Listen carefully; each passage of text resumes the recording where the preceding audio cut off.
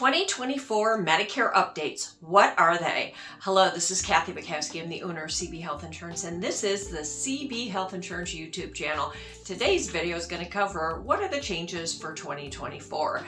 If you're new to our channel and watching for the first time, don't forget to hit the little subscribe button and hit the little bell so you get future notifications when we release new videos, which is about twice a month. Tell your family and friends, and don't forget to give us a thumbs up. Now, on to today's video, 2024 Medicare changes. Most people, we're already into 2024, are aware of some of the basic changes, right? Because they get notices usually from CMS and or their carriers at the end of the prior year. So they might know what the new premium is for Medicare Part B. They might know what the deductible is going up to. However, there are some other changes, and one of them specifically passed under the Inflation Reduction Act of 2022, and I'm going to share that with you. But let's start off with talking about the basics, right? So the basic premium for Part B, and I'll call this the standard premium, which is what most people pay, that is going up. In 2023, it was $164.70, and in 2024, it's $174.70. So that's up just under $10, $9.80 to be exact. Also, Part B, the outpatient services, there is a deductible, and the annual deductible went up about exactly $14.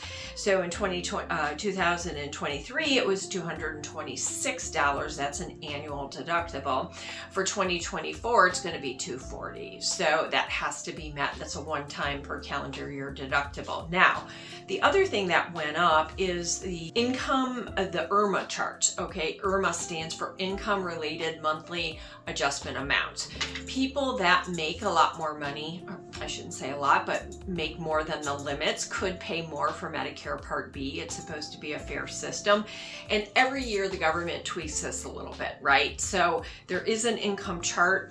You can Google it and take a look at it. If you want, we'll put it in a link below. Feel free to download that document. So that's going to go up every year. The other thing that goes up is the deductible for Part A. Part A is your hospitalization. There is no premium for most people. They've paid their Medicare taxes, so there's no premium currently, and hopefully there won't be in the future, but you just never know. There is a deductible when you are hospitalized and on original Medicare.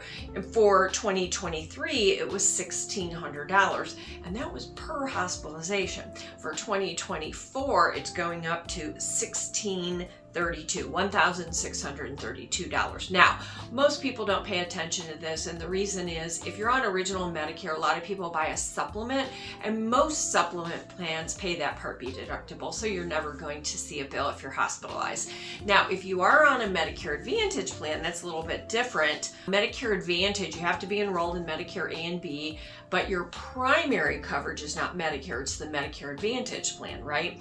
And so if you are hospitalized, most of these plans will have a copayment per day if you're hospitalized. So you have to look at your plan document. A lot of times it's anywhere from $295 to $395. I mean, I don't know how high it goes, but it can be in the 300s. So for example, if you had a $300 per day copayment if you're hospitalized, typically it's capped after 7 days. If you were hospitalized for 3 days in this example and a $300 copayment, you would owe $900. So they have to match the benefits that original Medicare, but that you're not subject to that $1,600 deductible. So that's for a Medicare Advantage plan. Now, let's talk about the change that was in the Inflation Reduction Act that was passed in 2022, and it really impacts the drug coverage. The drug coverage is Medicare Part D and Medicare Part C, because Medicare Part C, Medicare Advantage, many of them include prescription drug coverage. And oh, by the way, you can only get your drug coverage one of two ways through Medicare. It's through D and through C, and you can't have both. Now, if you're a veteran, you can use the VA to get drugs, and you can skip D and C. And there are some Medicare Advantage plans without prescription drug coverage. Typically, those are for veterans who do have some type of other drug coverage. However, the way drug coverage works today is there are, when I came into the business, they said there were 3 tiers. Now they're actually dividing tier 1 into 2 tiers, and people are saying there's 4 tiers. Even CMS has modified this. So tier 1 used to be the deductible and copays, and now they're saying the deductible is the first tier and the copays are the second tier. But there are some drug cards that actually don't have a deductible. They typically have a higher premium. However, the first level is the deductible and copays. The second level is what they call the coverage gap.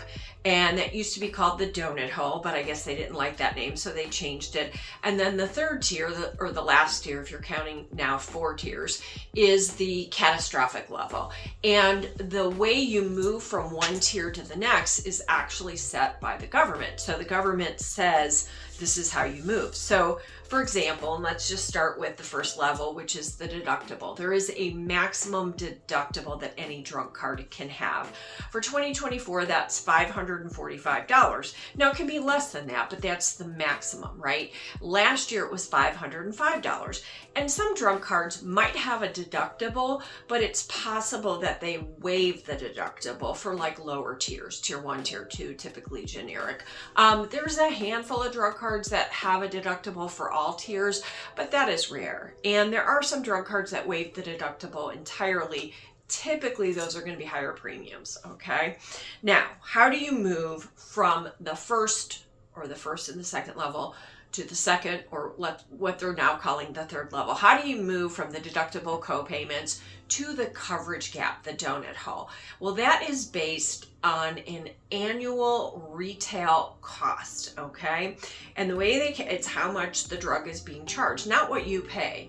And for 2023, it was $4,660.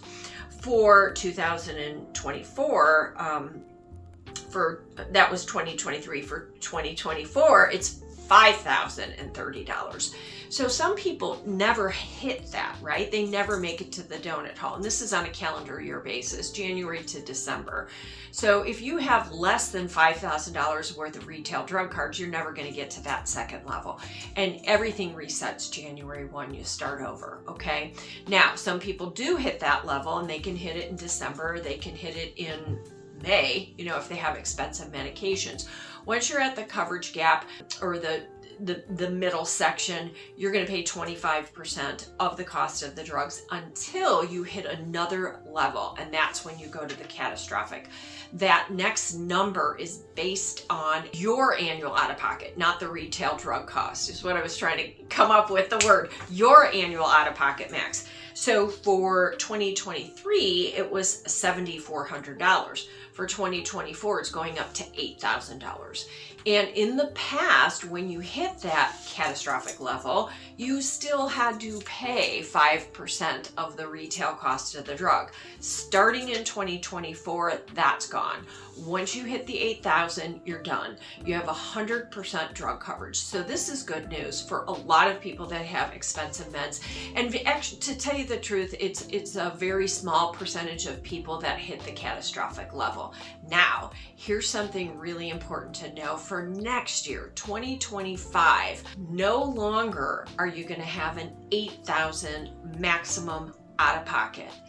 Every Medicare recipient, and again, this was part of the Inflation Reduction Act. I was going to say Health Insurance Portability Act. That's not it. Inflation Reduction Act.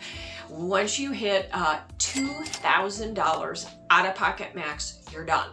So that's what the law says, and we understand this is going to be implemented, so I take it as truth. What is that going to do to the premiums? We don't know. That's definitely a change for next year, and this video is talking about what are the changes for 2024. So you have premiums going up for Medicare Part B, you have deductibles going up for A and B. However, most people aren't affected by Part A.